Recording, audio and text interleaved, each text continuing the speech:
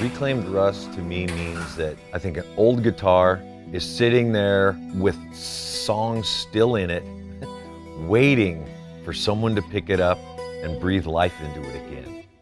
So that's what I love. And I've done that with many of these cars.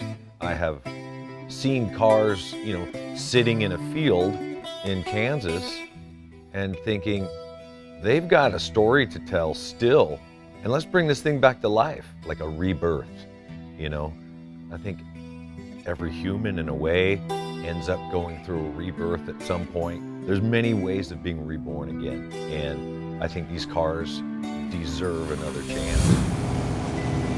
I'm James Hetfield, dad, husband. I am a singer and guitar player for a band called Metallica.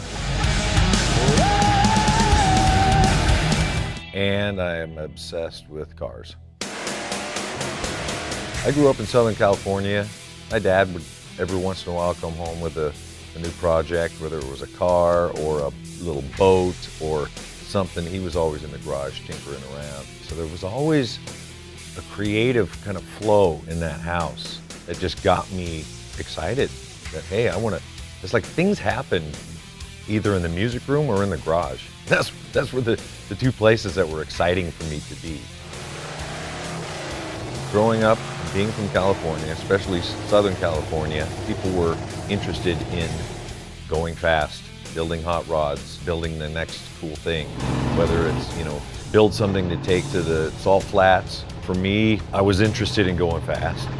And then I met, through the art world, a few artists that ended up all belonging to the same car club. And I thought, wow, that's pretty cool. Why this club? And then I got to know one of the guys, Dennis McPhail, who designed a few of my tattoos, and he brought me to one of the shows where the Beatniks were and got to know the guys, and he sponsored me into the club. So I was hanging out with these artists that were, pretty spectacular. Piz and Von Franco, Jack Rudy, a lot of guys, either in the tattoo world or custom culture world, were pretty well respected. For me, my family history, my dad left when I was 13, my mom passed away when I was 16, so my family kind of disintegrated quickly. Ever since, I've kind of been looking for belonging or a sense of family. So joining a car club, joining a band, obviously creating my own family. And the car club did that for me. The way cars are created and music, pretty similar obsessions. There's a chapter that's kind of closing for me as far as being able to have create and built some of the coolest cars that I have ever dreamed of, along with Rick Dorr.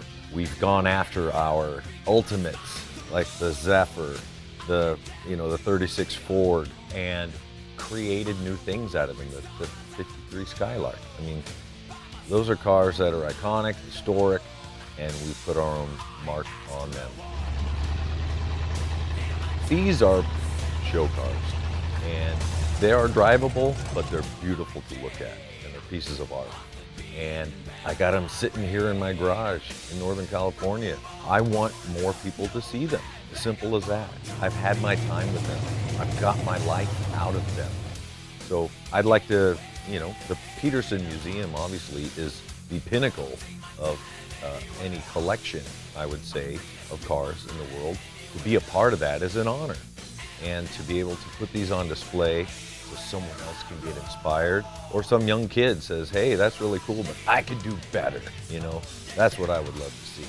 At one point, we were all youth, and you never know where you're going to get your inspiration from, Because for me, watching my dad disappear into the garage, that was an inspiration. What's he doing in there? What's going on? Or, listen to a song. How did they create that, Or just having a guitar sitting in the corner of the house, and you pick it up and you start goofing around, and all of a sudden you got a passion and a love and a purpose in life. So being a part of the Peterson makes complete sense, and I'm super honored to be in that family.